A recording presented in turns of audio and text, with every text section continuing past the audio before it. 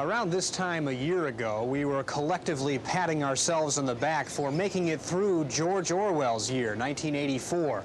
And because we all survived, we looked forward to this year, 1985, with great hopes. What we didn't know was that the year would also include some things we could only hope would never happen.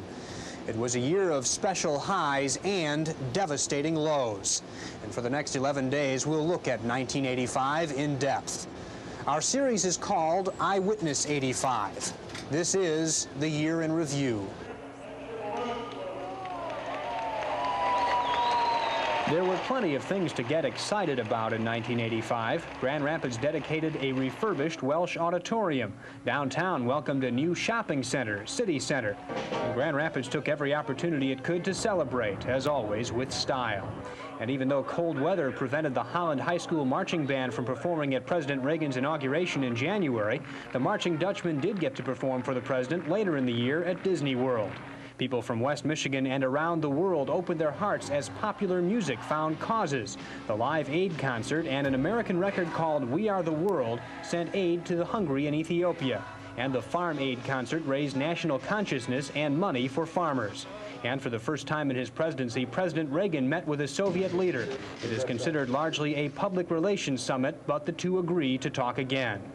But there was other news in 1985, news that was once beyond our worst expectations. 25,000 died after a volcano erupted in Colombia. Some 10,000 died when an earthquake struck Mexico City. 1985 was the worst year ever for aviation. Some 2,000 people died in commercial jet crashes, including the worst single crash ever, 520 dead in Japan. And 250 American servicemen and women and 8 crew members heading home for Christmas were killed when their chartered DC-8 crashed in Newfoundland. The accident had a Michigan connection. 7 of the dead were from our state. And the ill-fated plane, it is learned, had suffered technical problems before, here in Grand Rapids, and aborted takeoff. The city of Holland was shocked when 7 residents, including 2 prominent doctors, died in a light plane crash on Beaver Island.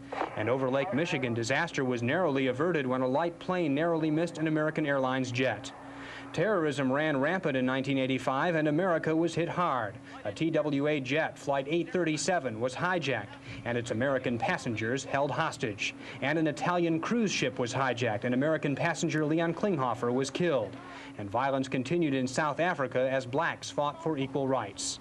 In West Michigan, it was one of the worst years ever for fires. 11 people died in fires in Grand Rapids in the first 2 months of 1985 alone. One of the worst fires occurred at a rooming house on Bridge Street in February. 5 men lost their lives.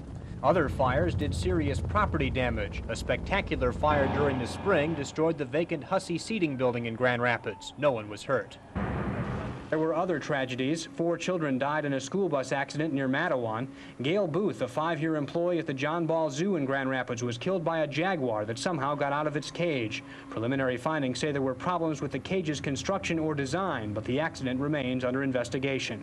And not all tragedies in West Michigan involved death. Near Rockford, a 15-year-old Sunday school aide sexually assaulted 60 boys and girls aged 2 and 3. 1985 was a year of development and controversy, a year of achievements by man and Mother Nature. We'll examine it all in the coming days. Each night we'll be looking at a different aspect of the year in review. Tomorrow, Bill Quiet looks at the year in crime. I'm Scott Cohn.